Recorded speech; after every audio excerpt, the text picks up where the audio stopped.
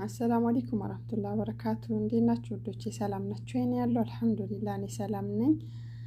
ጁማ እንዴት ነበረ? ጁማ እንዴት ውላችሁ እንዴት ነበር? አልሐምዱሊላህ እኔ ጋር ሰላም ነው። ዛሬ ጁስ ይዤላችሁ ቀርብ ያለው ትንሽ ስራ ሰርቼ ደከመኝና እረፍት ለማድረግ ስፈልግ ለምን ጁስ አልሰራም ብዬ ጁስ ሰርቻለሁኝ እና ጁሱ ኢንሻአላህ በጣም በቀላል ነገር ነው የሚሰራው።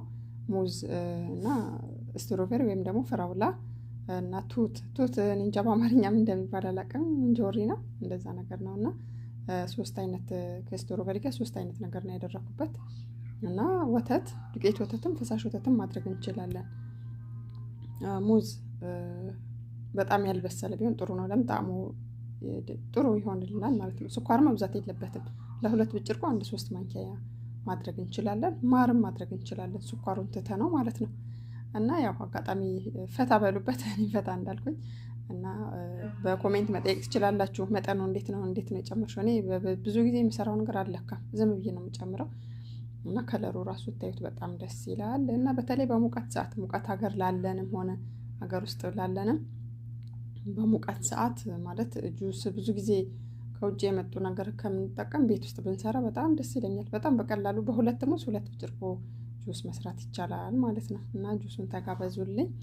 ብስሚላህ ሲታይ ራሱ በጣም ደስ ይላል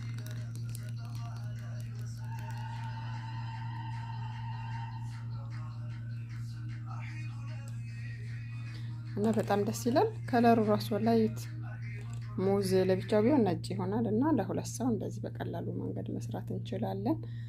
እና መልካም ጁምዓ ብያለሁ። ኮሜንት መጠየቅ የምፈልጉን ነገር በኮሜንት ጠይቁኝ እና ለጓደኞቻችሁ ጋብዟቸው እና ኢንሻአላህ በቀጣይ ቪዲዮ በጥሩ ነገር እንገናኛለን። ሰላም አለይኩም ወራህመቱላሂ ወበረካቱ።